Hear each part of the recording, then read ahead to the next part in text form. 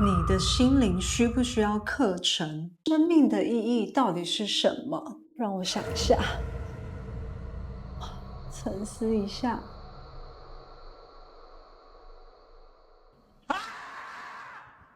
你觉得呢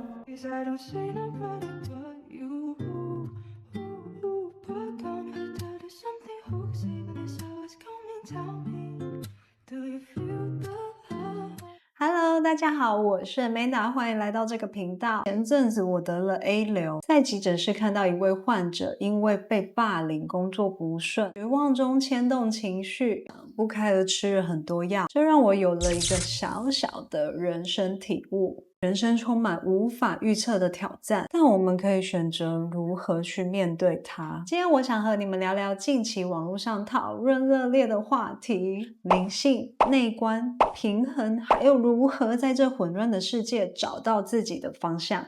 这些概念真的能够改变我们的生活吗？答案可能比你想的更有趣。这支影片我会快速的拆解这些观念的核心思想，并分享一些实用的方法，帮助你在生活中落实。不论你是对灵性好奇，或是对生命有疑问，又或者只是想让内心更平静、更强大，希望这支影片都能够给你一些启发与支持，记得看到最后哦。我还会分享几个超实用的心灵练习方法，准备好了吗？让我们开始吧。第一个，不管什么问题都是自己的问题。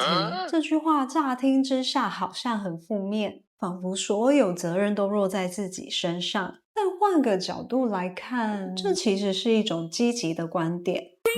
为什么？因为当你开始向内看，去观察自己内心的状态，你才能真正找到问题的根源，而不是一直被外在的环境所困。当我们学会内观，很多卡住的地方自然会松动。这边分享一个实作小练习，它叫做问题反思法。像是当你遇到困难时，记得问自己3个问题。第一个，这问题带给我什么感觉？第二个，这感觉曾经在哪个情境出现过？第三，我能够做些什么让自己朝向更好的状态？再来，灵性真的需要上课吗？有些人认为灵性是一种天赋，不需要透过课程来学习，因为我们本质上都是灵魂，只是暂住在这个肉体中。但我们也必须承认，在这三维世界里，灵性成长需要经过各种挑战与观察，而学习能帮助我们更有系统的了解这个过程。这跟平常运动一样，我们可以自己在家做超慢跑或者是瑜伽，也可以自己去健身房做运动。而另外，当然你也可以选择有导师和教练陪伴，帮助你更快进入那个状况和保持那个频率。这边分享一个小小的实作练习，叫做每日观察日记。每天只要花5分钟，记录3件事情。1. 当你感到平静的瞬间。2. 当你感到困惑的情境。3. 你对这些情境的内在想法。这个习惯能帮助你更深入的理解自己的内心和情绪。第3个，断舍离的真正意义。许多人认为断舍离就是丢东西，但真正的断舍离其实是一种内心的解放，不被物质掌控，而是自由的选择你的生活。很多富人、名人，像 Master 或者是 Grandmaster， 甚至是另外一位知名的灵性导师 Sadhguru，他们的物质生活丰富，却不受这些物质束缚，因为他们的内在已圆满。这边分享一个小小的实作练习，叫做内在断舍离。大家可以选一个你过于执着的事物，问自己，如果我失去它，我还是我吗？第2个，尝试放下对结果的执着，专注于当下的行动。第4，吸引力法则的迷思与真相。吸引力法则常常被误解为只要想要就会得到。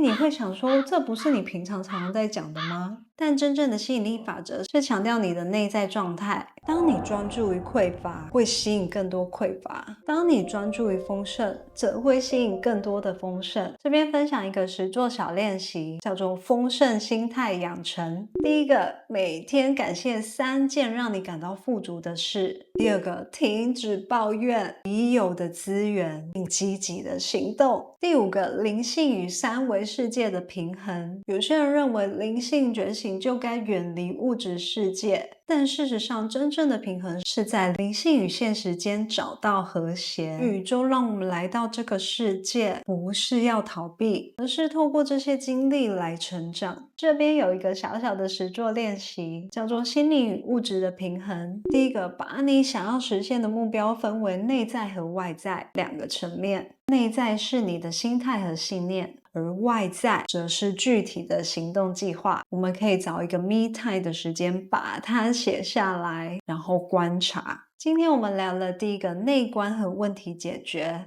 第二个灵性学习的必要性，第三真正的断舍离，第四吸引力法则的正确运用，第五，灵性和物质的平衡。这些观点不仅仅是抽象的哲学概念，更可以成为我们日常生活中实用的工具。总结以上，这类的身心灵自我成长的课程真的有用吗？还是只是心灵鸡汤？透过拆解这些观点，不拼皮，不站边，只需要找到真正对我们自己有帮助的那个部分即可。每个人都有选择，而人生本来就是一场体验游戏。感到不舒服，或者是观察到危险，学会拒绝，不内耗是很重要的。在我个人成长道路上，最大的收获就是保持空杯心态，学会当一个观察者。这个话题也可以另外再录一集与大家分享。如果你对今天的话题有共鸣，也欢迎与我们分享。若对这些实作小练习有问题，也可以在底下留言询问我哦，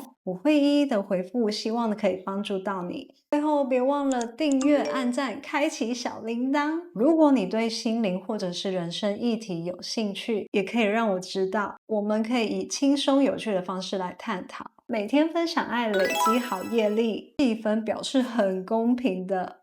那我们下次见咯，拜拜！我重生了，感谢医护人员辛苦了，大家也要注意身体健康哦。